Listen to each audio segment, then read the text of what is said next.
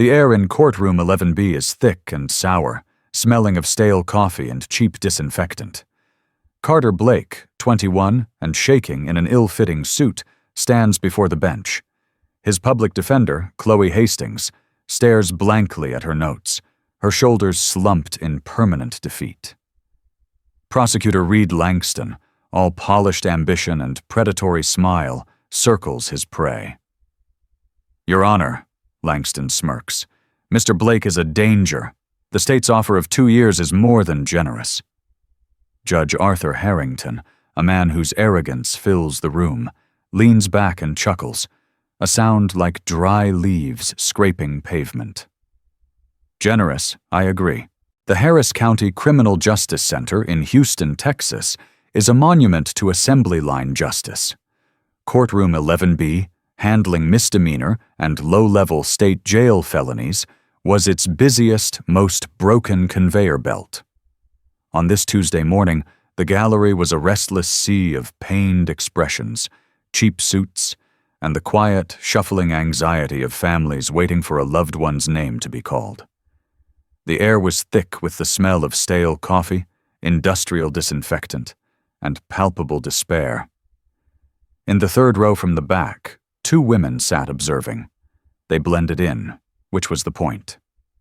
One, Imani, was young, sharp-eyed, and held her phone low, screen dimmed, occasionally tapping a note. The other, Briar Vaughn, looked to be in her late 40s. Her dark hair was pulled back in a severe, practical bun. She wore a simple navy blue pantsuit that was well-tailored but deliberately unremarkable. Her shoes were flat. On her lap sat a worn leather satchel, and in her hand, a simple ballpoint pen, which she used to make notes on a yellow legal pad. To the casual observer, she might have been a law professor, a researcher, or just a very prepared family member. She was, in fact, the Attorney General for the state of Texas. "It's worse than the reports," Briar murmured to Imani, her voice barely a whisper. "He hasn't looked a single defendant in the eye. Not one." "He's cleared 12 cases in 40 minutes, Imani whispered back. "All pleas. All above guideline." "And look at the prosecutor," Briar motioned with her pen. "Reed Langston. He and the judge are practically running a comedy routine." At the front, Judge Arthur Harrington, a man whose face was perpetually flushed with self-importance, presided. He was a tough-on-crime judge, a darling of the local police union and conservative talk radio. He ran his courtroom not as a place of law, but as his personal fiefdom. To his right sat Reed Langston, the assistant district attorney. Langston was young, handsome in a slick, untrustworthy way, and he treated the courtroom as a stage for his future political ambitions. He and Harrington shared knowing glances, inside jokes, and a mutual contempt for the people standing before them. To the left was the public defender's table. Chloe Hastings, pale and exhausted, looked like she'd slept in her blazer. She managed a client list of over 200 active cases. She didn't have time to fight. She only had time to process. Next up, 24 CR 8891, State versus Carter Blake, the bailiff droned. A young black man, Carter Blake, was nudged forward by the bailiff. He was 21. He wore a suit that was clearly borrowed, the jacket sleeves too short, revealing his thin wrists. He looked terrified. Chloe Hastings rose mechanically. "Ms. Hastings, what's the deal for your client?" Harrington barked, not even looking up from signing a previous order. "Your Honor," Chloe began, her voice flat. "Mr. Blake is charged with possession of a controlled substance, penalty group 2, under a gram, and resisting arrest." "Which he did," Langston interjected smoothly, stepping forward. "He was non-compliant, Your Honor. Caused 2 officers to sustain minor injuries. He's a danger." Briar Vaughn tensed. She flipped a page on her legal pad. The file her office had pulled said minor injuries were a sprained finger on one officer and a scraped knee on the other, which occurred when he tripped over the curb. The controlled substance was 2 unprescribed Adderall pills a friend had given him during finals week at community college. "Mr. Blake has no priors," Chloe said weakly, reading from the file as if seeing it for the first time.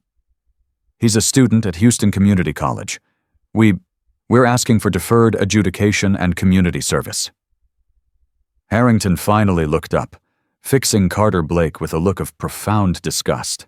"A student? And you're messing with pills? And you fought my officers?" "I didn't fight," Carter Blake suddenly said, his voice cracking. I asked why they were stopping me. I didn't—" "Silence," Harrington roared, banging his gavel. The sound was like a gunshot in the tense room. "You do not speak unless spoken to, son. Your attorney is here for a reason." He glared at Chloe. "Control your client." Langston smiled. "Your Honor, given the assault on the officers—" "It's not an assault charge, Reed, it's resisting," Chloe muttered, just loud enough. "It's resisting," Langston corrected himself, "which involved assaultive behavior. The state's offer is 2 years in state jail. He pleads guilty today. We'll run it concurrent. It's a gift." 2 years for 2 pills. Breyer's pen stopped moving. This was it. This was the plea mill her office had been investigating for 6 months.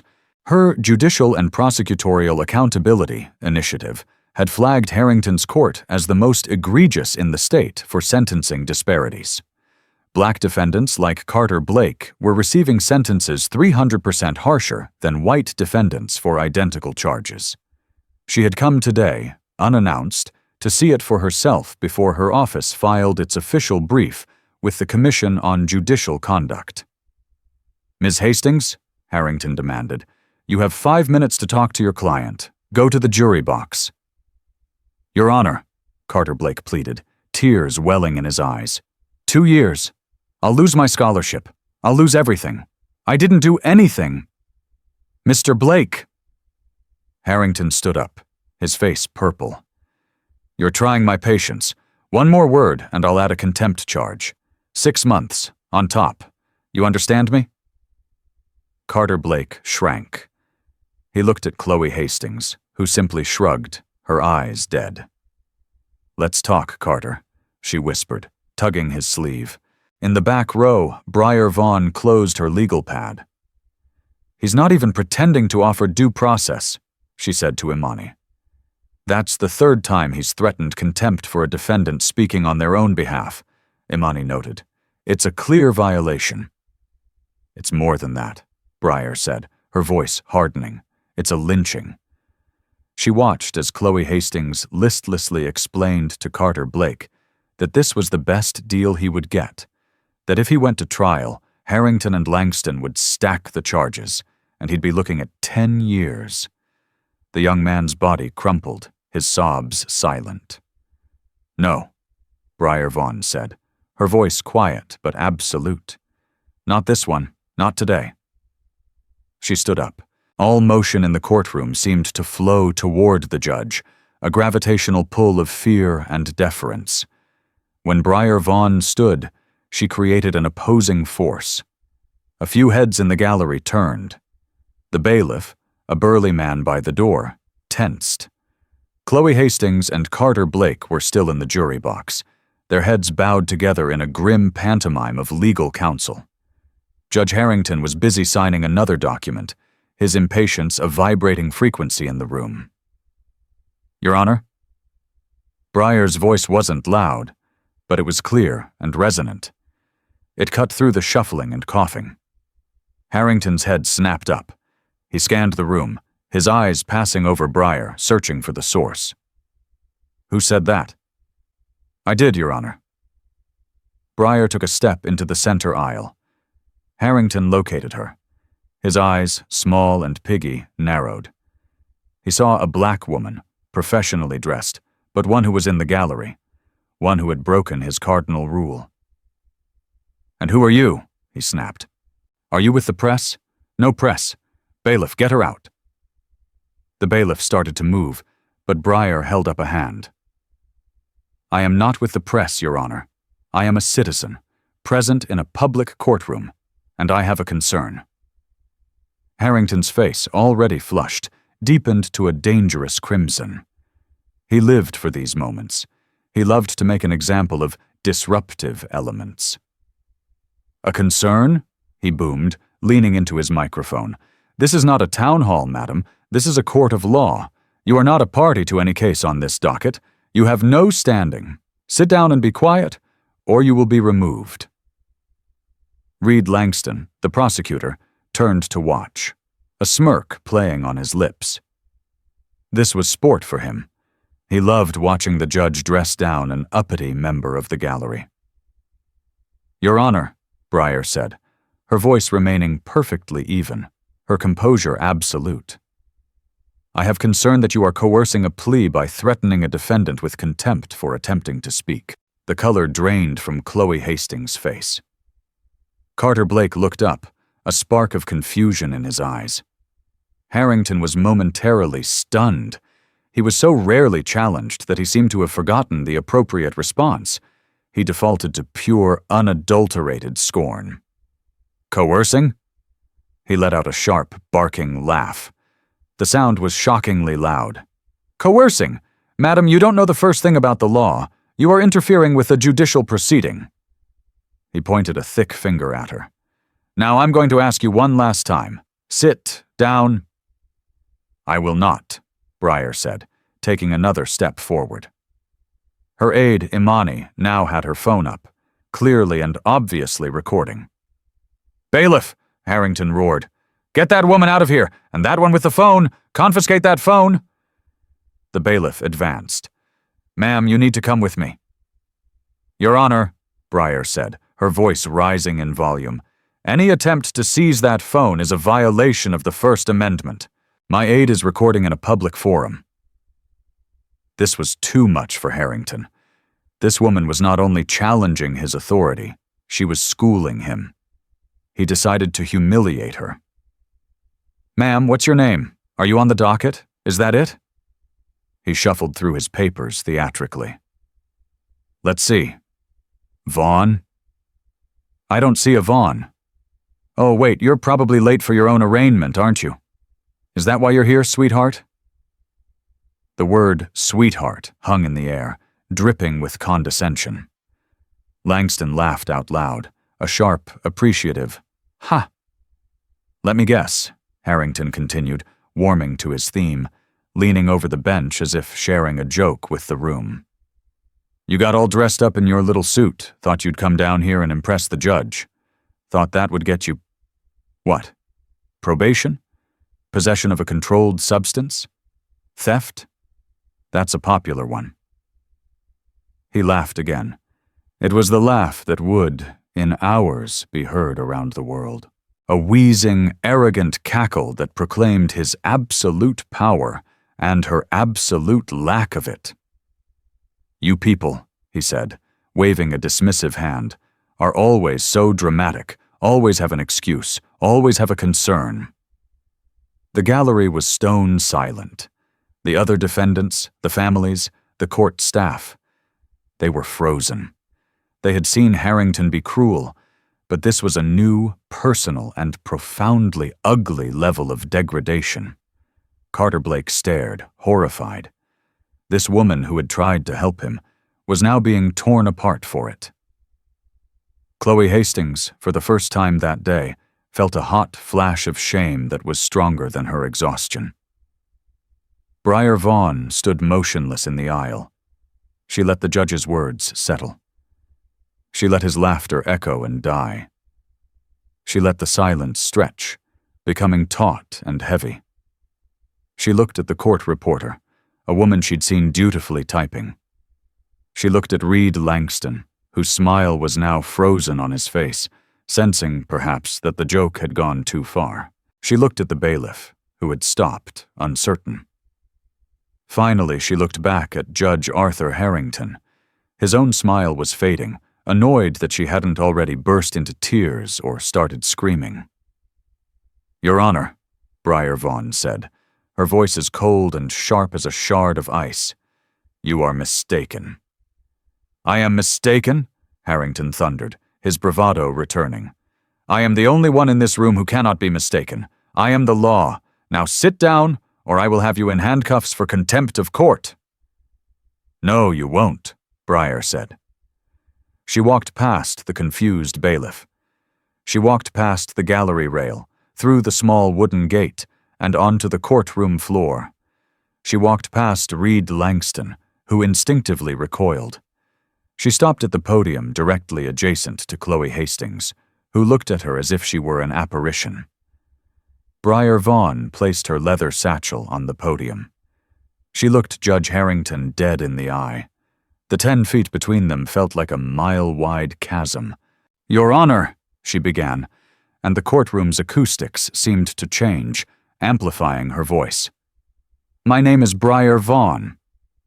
I don't care if your name is Cleopatra, Harrington shouted, his face now a mask of pure rage. You are in contempt. You are under arrest. Bailiff. I am Breyer Vaughn, she repeated, her voice overriding his, and I am the Attorney General for the state of Texas.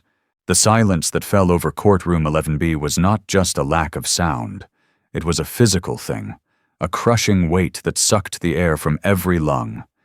It was the sound of a universe shifting on its axis. Reed Langston's slick, arrogant smile didn't just vanish. It shattered.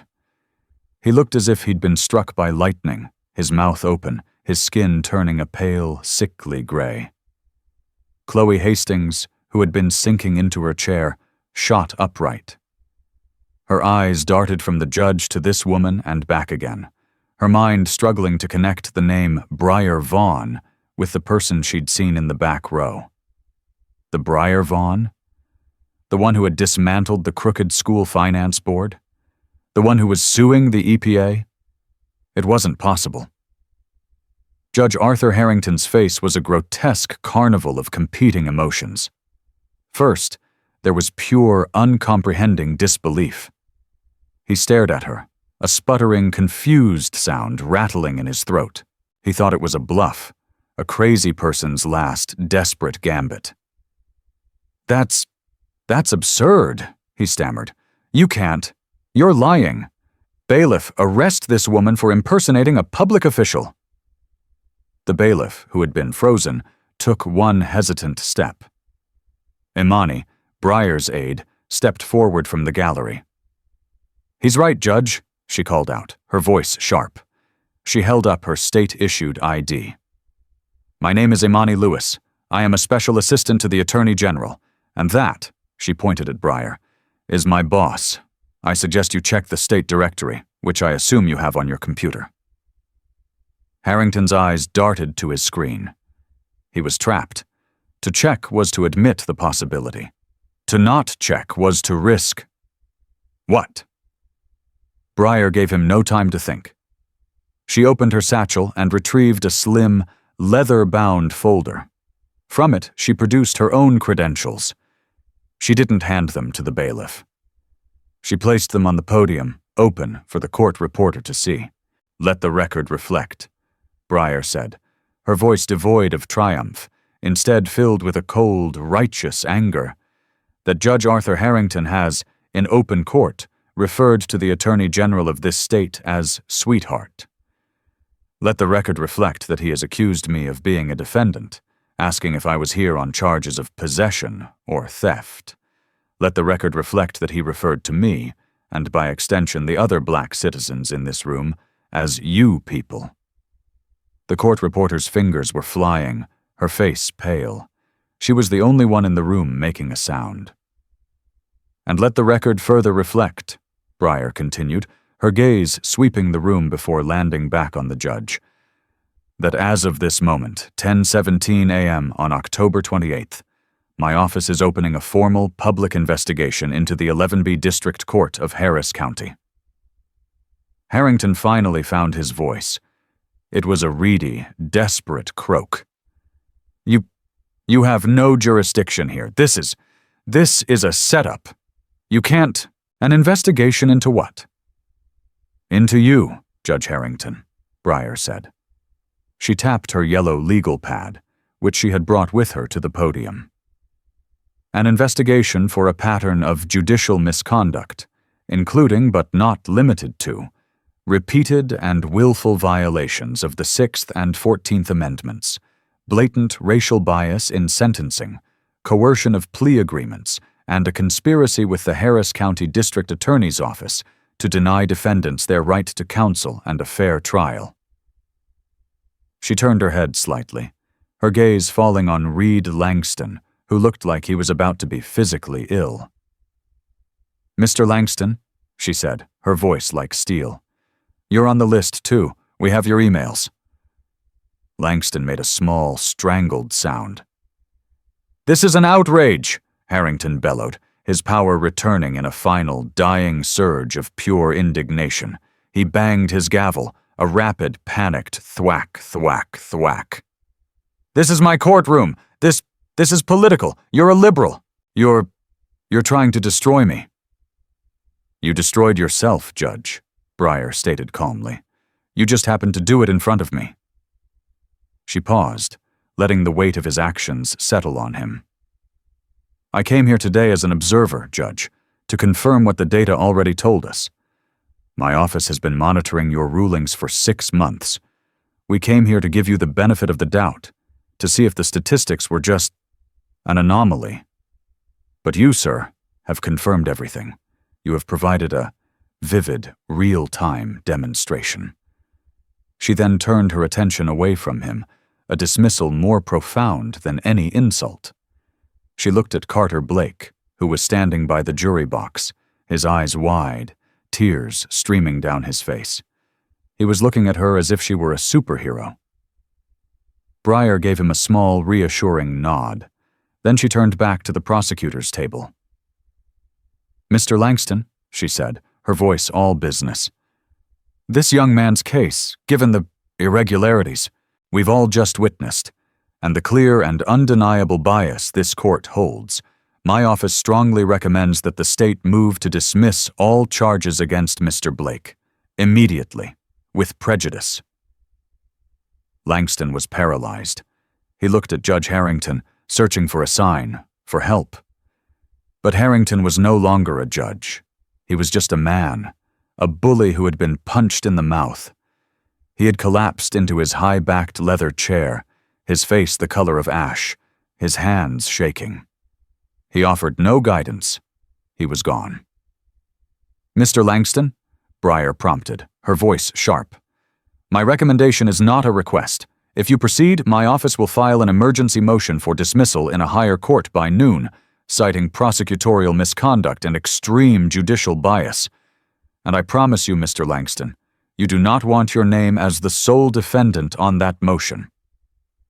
Langston swallowed, his Adam's apple bobbing. He was ambitious. He knew when a career was dying. He was watching his own flatline. He fumbled with his papers, his hands shaking so badly he dropped them. Yes. Yes, Your Honor," he stammered, looking at the shell of Judge Harrington. The state of Texas. In the interest of justice, we move to dismiss all charges against Mr. Blake." For the first time all day, Chloe Hastings moved with purpose. She stood tall, her voice shaking but clear. "The defense joins the motion, Your Honor." Harrington just stared. He said nothing. "Judge?" Breyer prompted. Harrington flinched. He looked at the paper in front of him, any paper, and scribbled on it. "Granted," he whispered, his voice a dry rasp. "Dismissed." "Mr. Blake," Chloe said, turning to her client, her eyes shining. "You're free to go." The gallery exploded. The dam of silence broke, and a wave of sound, cheers, sobs, applause, crashed through the courtroom. "Thank you, Jesus," one woman cried. Carter Blake crumpled, not in defeat, but in pure, unadulterated relief. He sobbed openly, holding on to the jury box railing to stay upright. Amid the chaos, Breyer Vaughn calmly put her legal pad and credentials back into her satchel. She snapped it shut. She looked at the judge, the prosecutor, the public defender, and the free man. Then she turned, her aide Imani clearing a path, and walked calmly out of courtroom 11B, leaving the ruins of a broken system in her wake. The moment Briar Vaughn and Imani Lewis cleared the courtroom doors, the hallway erupted. It was as if they had stepped from the vacuum of space into the heart of a hurricane. Phones were out everywhere. People who had been in the courtroom were already talking, their voices loud and incredulous. She was the AG, the whole time! Did you see his face? He called her sweetheart. You people. Imani, who had been filming until the last possible second, was already on her own phone, speaking in low, urgent tones. It's done. Yes, the video is secure. Uploading to the server now. Get comms ready. He's suspended, effective immediately. Yes, tell the governor's office. He'll understand. Briar ignored the stares. She ignored the people trying to ask her questions. She walked with a singular, unhurried purpose toward the elevators, a small bubble of authority clearing her path. A man in a suit, part of her plainclothes security detail who had been waiting in the hall, fell in behind them. Back in courtroom 11B, the scene was one of utter collapse. Judge Harrington, ashen and trembling, abruptly stood. "Court is in recess," he choked out, and practically ran from the bench, disappearing through the door to his chambers. The slam of that door was a starting pistol. Reed Langston, sweating through his suit, began frantically stuffing files into his briefcase. He made the mistake of looking up and locking eyes with Chloe Hastings. Her expression was no longer one of exhaustion. It was one of cold, clear, unadulterated contempt. He flinched as if struck and hurried out of the courtroom, pushing past a new crowd of people trying to get in. The remaining defendants on the docket were buzzing. What's going on? Is court over? Did you see that? The bailiff, his authority completely undermined, just sighed and rubbed his temples. Everybody out. Docket's canceled for the day. Check with the clerk for your new dates. A groan went up, but it was mixed with a strange, electric excitement. Justice, for one brief, shining moment, had been real. Carter Blake was the last to leave. He was still standing by the jury box, as if rooted to the spot. Chloe Hastings approached him gently. "Carter, are you okay?" He looked at her, his eyes red and raw. "That woman, who was she?" "She's the Attorney General," Chloe said, the words still tasting strange and powerful on her tongue. She did that for me," he whispered. "She did that for everyone, Carter," Chloe said, placing a hand on his arm. "She did it for everyone." By the time Briar Vaughn's black SUV pulled away from the courthouse, the first calls were already being made. In the Harris County District Attorney's office, 5 blocks away, Reed Langston's boss, DA Mike Kincaid, slammed his phone down so hard the receiver cracked. "He said what?" Kincaid roared to his first assistant. "He called the Attorney General sweetheart and you people in an open recorded court?" The first assistant just nodded, pale, and Langston laughed. It's bad, Mike." Kincaid, a man who survived politically by being ruthless, made a decision in an instant. "Langston is done. Cut him loose, put him on administrative leave, effective immediately. Tell him not to talk to anyone, and get our press team drafting a statement. We are appalled and disgusted by Judge Harrington. We had no idea about his behavior, and we fully support the AG's investigation. We're on her side. We're the victims here, got it? Victims of a rogue judge." In his chambers, Judge Arthur Harrington was not a victim. He was a cornered animal. He was on the phone with his own lawyer, a high-priced defense attorney who usually represented crooked oil executives. "Artie, you have to be quiet," the lawyer was saying. "Do not talk to the press. Do not talk to your staff. Do not talk to anyone." "She set me up, Bill." Harrington was pacing, his voice a high-pitched whine. "It was an ambush. She walked in, unidentified, and goaded me. She entrapped me." "Entrapped you into being a racist, Artie?" Bill's voice was dry. That's not a legal defense. What did she record? Do we know? The whole thing. Her little assistant was filming the whole time. Then it's over, Bill said flatly. The video will be on the news by 5. The Commission on Judicial Conduct will have you suspended by sundown. Our job right now isn't to save your bench. It's to save your pension and keep you from being disbarred. The phone went silent as Harrington absorbed this. The fight was over. He had lost. At 2 p.m., the Attorney General's office released a formal statement. It was professional, legally dense, and utterly devastating. It announced the investigation, citing credible and voluminous evidence of systemic civil rights violations. But the statement wasn't the bomb. The video was. At 2:01 p.m., Imani's video, a stable, clear 5-minute clip, was released to the press and posted on the AG's official social media channels. It started with Harrington's sweetheart comment and ended with Breyer's reveal. The internet exploded. By 3:00 p.m., Troyer Judge Harrington was the #1 trending topic on Twitter. By 3:30, Sacho you people and Hodero AG Vaughn were trending alongside it. The clip was on CNN, MSNBC, and even Fox News, where pundits struggled to spin it.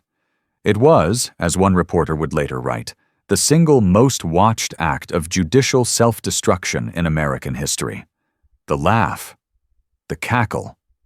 It was screenshotted, gifted, and memed into infamy before Harrington had even finished packing his personal items. At 4:30 p.m., the Texas Commission on Judicial Conduct issued its own emergency press release. Judge Arthur Harrington has been suspended, with pay, pending a full investigation into the events of this morning. The with pay was a formality. Everyone knew he would never sit on that bench again. Breyer Vaughn, back in her quiet Houston field office, watched the news reports. She felt no joy, no triumph, just a cold, hard resolve. "Imani," she called. "Yes, General?" "Get the team from Austin down here, the investigators, the data analysts, and find Chloe Hastings, the public defender. I want to talk to her. I have a feeling she's ready to talk, too." The day after the incident, the Houston Chronicle's front page was a full-bleed, high-resolution screenshot from Imani's video. It captured the exact moment Judge Harrington, his face contorted in a sneer, pointed his finger at Breyer, who stood calm and impassive. The headline, in a massive 80-point font, read, "The People versus the Judge." The story was no longer just about a single shocking moment of discrimination. It had become a referendum on the entire Harris County justice system. The firestorm had begun. Breyer Vaughn's day started at 5 a.m. with a call from the governor.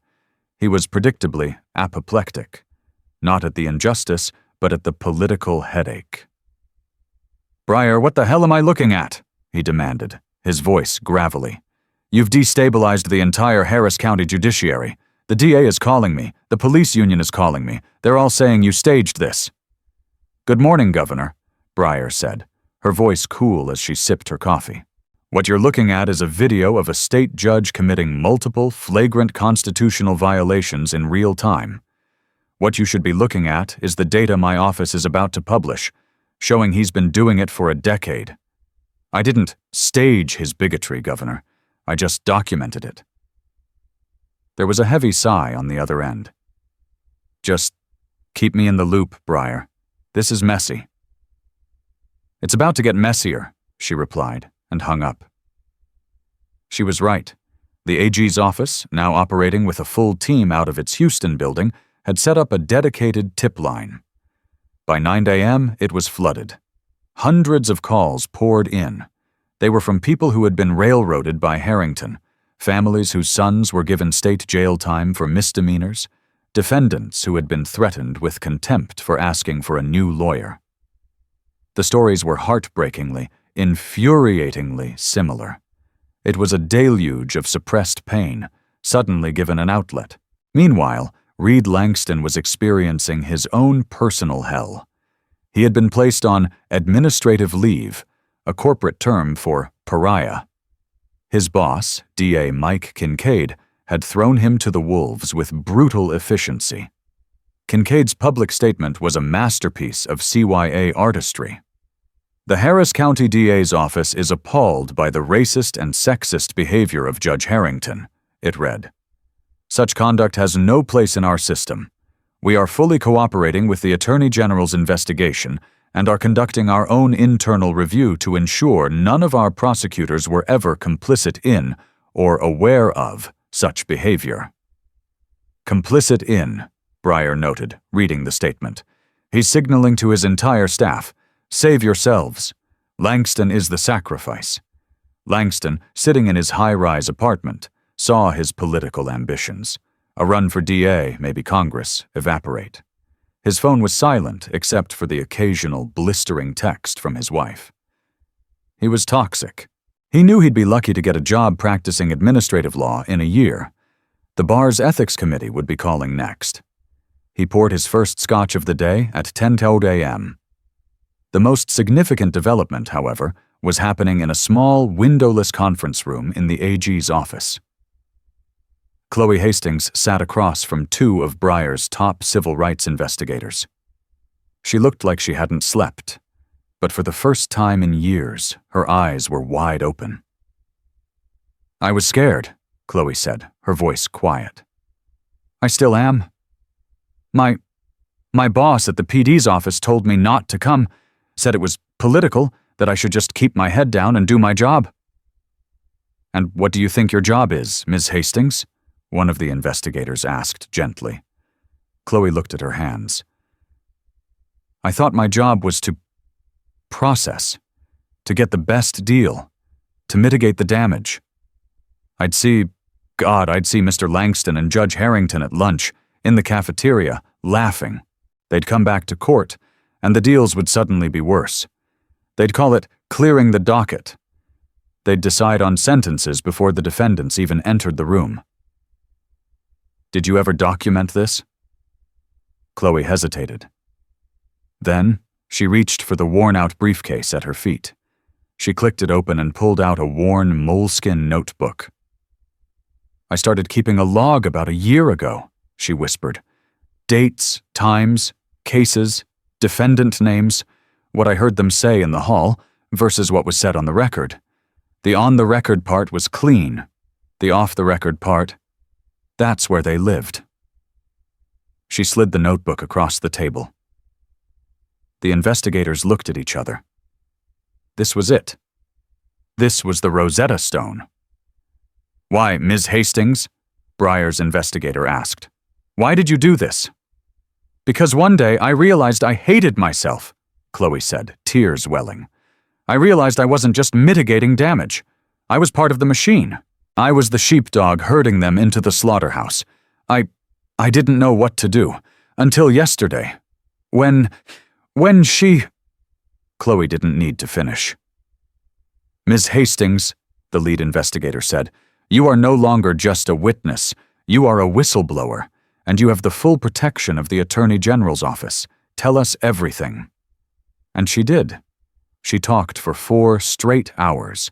She gave them the emails from Langston with pre-trial offers that were clearly dictated by the judge. She told them about the private docket-clearing meetings. She pointed them to other public defenders, the ones who were just as broken and angry as she was. By 5 p.m., Breyer's team had a clear roadmap. They had the what from the video. Now, thanks to Chloe, they had the how. That evening, Breyer Vaughn held her first full press conference. She stood at a podium, backed by the American and Texan flags. She was no longer the anonymous woman in the gallery. She was the Attorney General, and she was in complete command. "What I experienced yesterday was not an isolated incident," she began, her voice resonating with authority. "It was a symptom of a deep and pervasive rot. It was the arrogance of unchecked power. My office is not just investigating one judge or one prosecutor. We are investigating a culture that has allowed this injustice to fester for years." She announced the tip line. She announced the full-scale data analysis. And then she made her most powerful move. My office is also filing a petition to create a sentencing review panel for Harris County. We will be reviewing every single conviction issued by Judge Harrington in the last 5 years, where the defendant was represented by a public defender. Every single one. The press corps erupted. General, are you saying you'll be vacating convictions? How many cases are we talking about? We are talking about thousands of cases, Breyer said, her voice cutting through the noise. We are talking about thousands of lives. Justice is not a privilege for those who can afford it. It is a right for everyone. And in Harris County, that right has been denied. My job is to restore it. She stepped away from the podium, leaving a firestorm raging behind her. The fallout was swift and brutal. The institutions that had enabled Arthur Harrington and Reed Langston for years now tripped over themselves to sever all ties, like rats fleeing a ship that was already halfway to the ocean floor. For Judge Harrington, the end came not with a bang, but with a sterile, humiliating whimper. The Texas Commission on Judicial Conduct, under immense public and political pressure, fast-tracked its investigation. Fast-tracked was an understatement. It was a foregone conclusion. Armed with the viral video, Chloe Hastings' notebook, and the corroborating testimony of 2 other public defenders, the commission didn't just have smoke. They had a raging 5-alarm fire. Harrington, on the advice of his lawyer, declined to testify, citing his Fifth Amendment rights. The optics were terrible. A judge, hiding behind the same rights he denied thousands, one legal analyst commented on CNN. The commission's public report was a masterwork of bureaucratic evisceration. It found Harrington guilty of willful and persistent conduct that is clearly inconsistent with the proper performance of his duties, and willful violation of the Code of Judicial Conduct, including rules prohibiting bias and prejudice. The recommendation: permanent removal from the bench. The Texas Supreme Court, which had the final say, affirmed the removal within 24 hours. Arthur Harrington, who just 72 hours earlier had been the king of his own courtroom, was now just Artie Harrington, a disbarred lawyer facing potential civil and criminal charges. His portrait was quietly removed from the courthouse hallway. For Reed Langston, the fall was just as precipitous. DA Mike Kincaid, in his desperate attempt to create distance, had handed over Langston's entire personnel file and email archive to Breyer's investigators. The internal review he promised was, in fact, a purge. Langston was the first to go, fired for gross prosecutorial misconduct. The State Bar of Texas was next. Using the evidence from Chloe's notebook, specifically the emails where Langston and Harrington coordinated on sentencing before plea hearings, the bar's disciplinary committee held an emergency hearing. Langston, unlike Harrington, tried to fight. He showed up, his old arrogance replaced with a new, desperate obsequiousness. He tried to blame the culture. It was just how things were done, he pleaded. It was the judge's culture. I was just an ADA. I had to go along with it. The panel was unmoved. Mr. Langston, your duty was not to the judge, the chairwoman, a stern older woman, said. Your duty was to the truth. You weren't going along. You were a willing participant. You enjoyed it. We've seen the video. His law license was suspended indefinitely, with no possibility of reapplying for 5 years. His career in law was over. The only calls he got now were from journalists doing "Where are they now?" pieces. But the most profound change was happening to Chloe Hastings. She had become an accidental hero. After her testimony, she returned to the public defender's office to pack her things, assuming she'd be fired for insubordination. Instead, she was met with a small, quiet round of applause from her fellow PDs. Her boss, the same one who had told her to keep her head down, now looked at her with a mixture of fear and newfound respect. The culture was shifting. But Chloe knew she couldn't stay. She had broken the system, and she couldn't go back to being a cog in it. She was packing the last of her desk plants into a cardboard box when her phone rang. It was an unknown number. Hello? Ms. Hastings, this is Attorney General Vaughn. Chloe almost dropped the phone. General, Hello, ma'am. Chloe, may I call you Chloe? I'm calling to thank you. What you did took incredible courage. Your notebook, your testimony. That was the key. You blew this whole thing open. I just did what I should have been doing all along, Chloe said, tears welling. Well, I'm calling because I want you to keep doing it, Breyer said. The sentencing review panel my office is creating. It's not just a petition anymore. It's been approved. It's going to be a massive undertaking. Thousands of cases. I need people to run it who know the system, who know the files, and who have a passion for real justice. I need someone who knows where the bodies are buried. Chloe was silent, her heart pounding. I'm offering you a job, Chloe, Breyer said. Deputy Attorney General, Civil Rights Division. You'd be co-chairing the review panel. It's a pay cut from what I'm sure you could get in the private sector right now, but... Yes, Chloe said, cutting her off. Yes, ma'am. I'll take it. Thank you. When do I start? Breyer smiled on the other end of the line. Tomorrow, 8 a.m. Welcome to the fight, counselor. Chloe Hastings hung up the phone. She looked at her small, cramped office, the mountains of files, the photos of clients she'd lost, the clients she'd processed. She left the box of plants on the desk. She walked out of the public defender's office with nothing but her briefcase, and, for the first time in her life, a sense of profound, unshakable purpose. The real work was just beginning. The press conferences were over, the villains had been vanquished, but the damage remained. Breyer Vaughn's sentencing review panel, co-chaired by a newly energized Chloe Hastings and one of Breyer's top data scientists, set up shop in a rented office floor in downtown Houston. It was a sea of cubicles, file boxes, and buzzing computer servers. Their mandate was simple: re-examine every single felony conviction from Harrington's court in the last 5 years. Their task was Herculean. It was about the slow, grinding, meticulous work of dismantling a corrupt system, one file at a time. It was a chapter of spreadsheets, data models, and long, painful interviews. Breyer's data team began by building a model. They ingested every case file, every transcript, every plea bargain.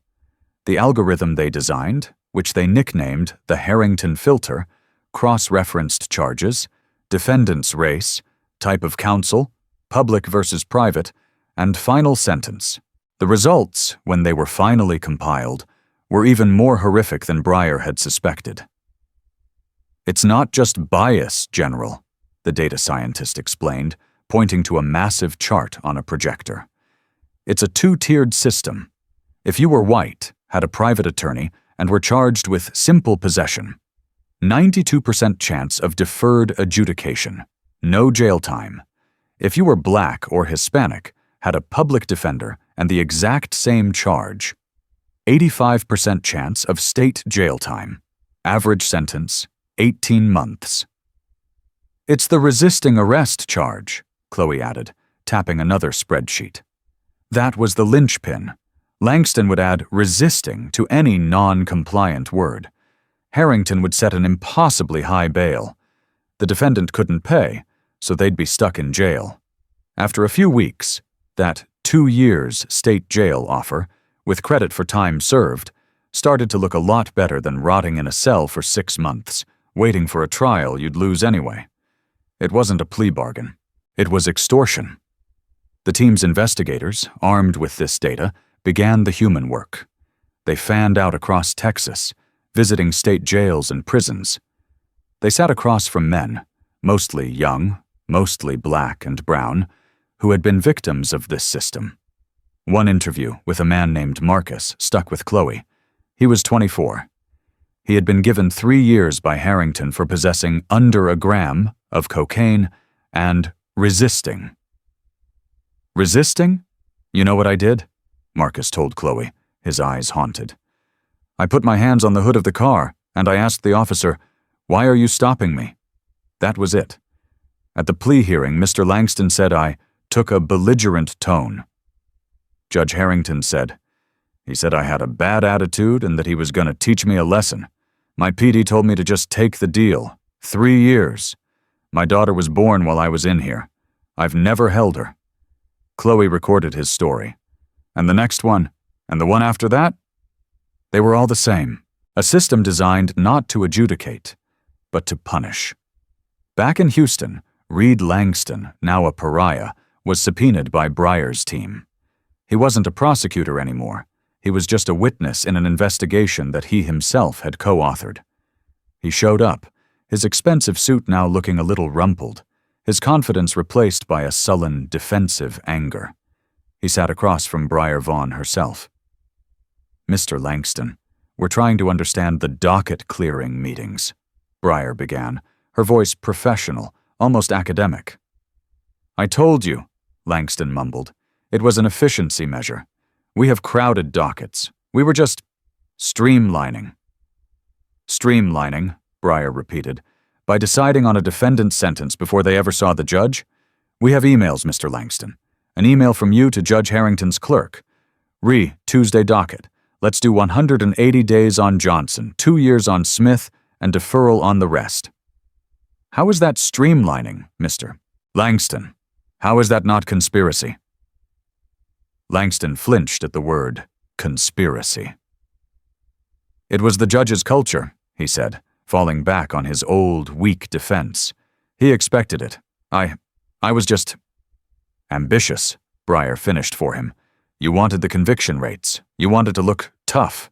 You wanted to run for DA. You and Harrington, you had a partnership. He got to clear his docket and look like a hard ass, and you got to build your career on the backs of men like Marcus and Carter Blake. Langston stared at the table. He knew he was beaten. What do you want from me? He finally whispered. I want your testimony, Breyer said. A full, signed, public affidavit detailing exactly how this system worked. Who was involved? Who knew? I want you to confirm everything in Chloe Hastings's notebook. And if I do? He asked. If you do, my office will note your cooperation when the state bar considers your future. And we will not refer your case to the Department of Justice for criminal civil rights violations.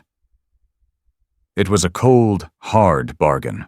Langston's ambition had led him here, and now his desperation would be his only way out. Fine, he said, his voice cracking. I'll do it. I'll tell you everything.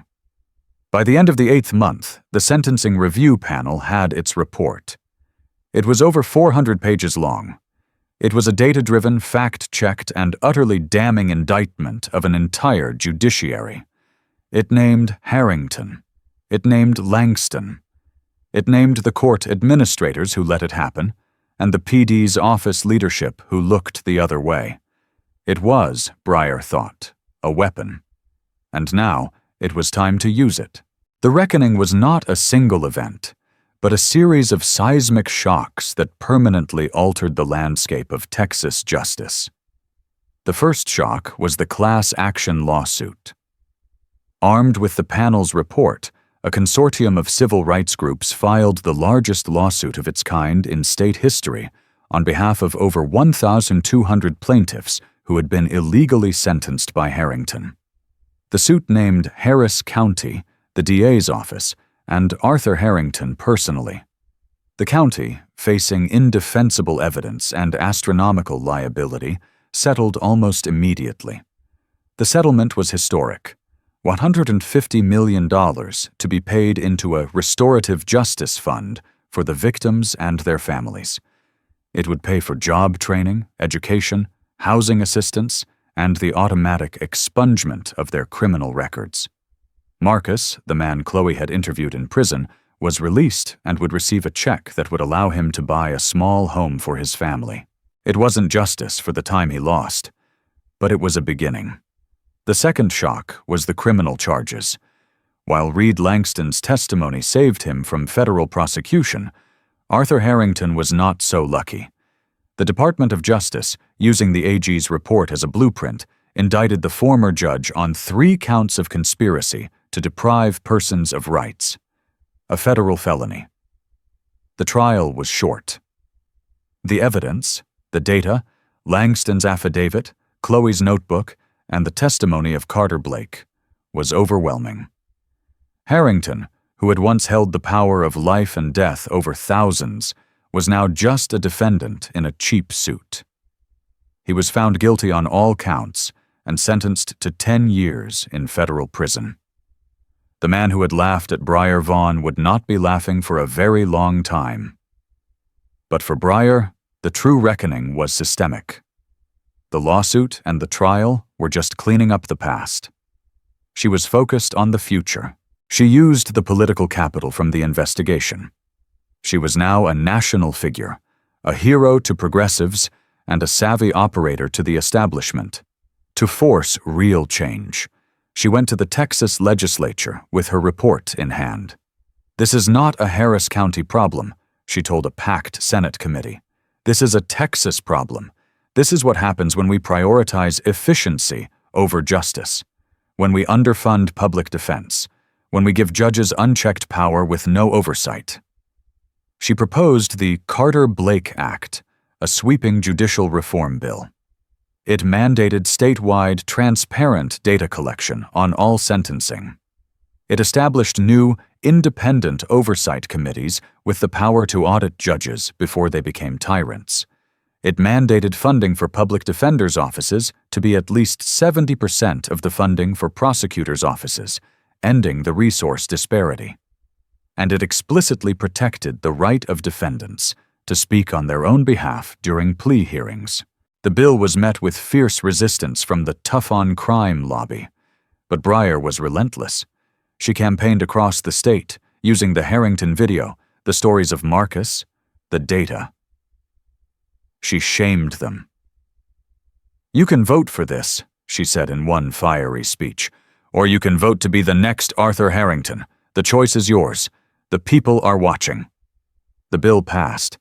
It was a narrow, ugly victory, but it passed. The final piece of the reckoning came for Carter Blake. His charges weren't just dismissed, they were expunged. The Sentencing Review Panel's fund paid for his full tuition at the University of Houston, where he was now a sophomore, majoring in political science. He met Briar Vaughn one last time at a small coffee shop near campus. He was a different person, no longer the terrified, shaking kid in the borrowed suit. He was confident, articulate, and carried a quiet anger that he was channeling into his studies. "I wanted to thank you, General Vaughn," he said, stirring his coffee. You saved my life." "You're wrong, Carter," Briar said, shaking her head gently. "You saved your own life. You were the one who spoke up. You were the one who refused to be silent, even when they threatened you. All I did was make sure someone was finally listening." "Well," Carter smiled, "I'm interning at the Capitol next summer, with the senator who sponsored your bill. I figured I should learn how the system works, from the inside." Briar looked at him, a deep sense of pride welling up. This was the change. This was the victory. Not the money, not the prison sentences. This. The young man in front of her, who the system had tried to discard, was now preparing to help run it. "When you're ready for law school," Briar said, pulling out a business card, "you call me. I know some people." A year later, Courtroom 11B was unrecognizable. The dark, imposing wooden bench had been replaced with a simpler, more modern one. The lighting was brighter. The air felt lighter. Presiding was Judge Elena Rodriguez, a former public defender whom the governor had appointed, under no small amount of pressure from Briar's office, to fill Harrington's vacant seat. She was patient. She was respectful. She looked every single defendant in the eye. The prosecutor's table was no longer a stage for ambition. The new ADAs from Kincaid's reformed office were subdued, their plea offers now strictly within the new data-driven guidelines. The public defender's table was where the real energy was. The PD's office, now flush with new funding from the Carter-Blake Act, had hired a dozen new attorneys. Their caseloads were manageable. They had time to investigate, time to file motions, time to fight. The assembly line had been dismantled and replaced with a forum for justice. It wasn't perfect. It was still a flawed system, run by flawed people. But it was no longer a machine designed to consume. Chloe Hastings stood in the back of the courtroom, watching. She was no longer the exhausted, defeated woman in the rumpled blazer. She wore a sharp, tailored suit, her hair in a neat chignon. She was in town from Austin to supervise the final disbursements from the Restorative Justice Fund. She had become one of the most respected and, by some, feared civil rights attorneys in the state. She nodded respectfully to Judge Rodriguez, who smiled and nodded back. Chloe's phone buzzed. It was a text from Breyer. "In my office. Bring coffee." Chloe smiled and walked out, her heels clicking with a purpose that had been forged in fire. She found Breyer Vaughn not in a government building, but in a small, rented room above a community center in Houston's 3rd Ward. The AG's office had used proceeds from the Harrington lawsuit to fund a permanent civil rights field office right in the heart of the community that had been most victimized. Breyer was at a desk, surrounded by maps and data charts. "You're not admiring your work?" Chloe asked, handing her a coffee. "My work?" Breyer took a sip. "My work is just starting. Harrington was one judge in one county. You see this?" She tapped a map of a rural county in West Texas. "The data from the Carter-Blake Act just came in. Look at the sentencing disparities here. It's breathtaking. The sheriff, the judge, and the DA are all cousins. They're running the county like a family business, and the business is for-profit prisons." Chloe looked at the data. "My God, it's worse than Harrington." "It's always worse," Breyer said, her voice quiet. "The only difference is, now we have the tools to find it, and the weapons to fight it." She stood up, looking out the window at the neighborhood below. A community garden was growing where a bail bonds office used to be. "People called what happened last year a miracle," Breyer mused. "That I just happened to be in the right place at the right time. It wasn't a miracle, Chloe. It was work. It was the data we'd collected for months. It was the plan we had in place. What happened to me was an opportunity, a moment where the curtain was pulled back. But the real victory, that was the work that came after. The boring, grinding, relentless work." She turned back to the map. "Harrington was a fire. We put it out. This is a wildfire, and we're the firebreak." Chloe Hastings looked at the map, then at her boss. The fight was never over. The work was never done, and she couldn't wait to get started. "Well," Chloe said, rolling up her sleeves, "let's go get our boots dirty, General." And that's the story of how one woman's courage, backed by preparation and the power of the law, exposed a corrupt system and brought it to its knees. The fight against injustice isn't about one dramatic moment. It's about the relentless, everyday work that follows. It's about data, it's about courage, and it's about accountability. If this story inspired you, make sure to hit that like button, share it with someone who needs to see it, and subscribe for more stories of real-world justice. Let us know in the comments what other systemic issues you want to see tackled.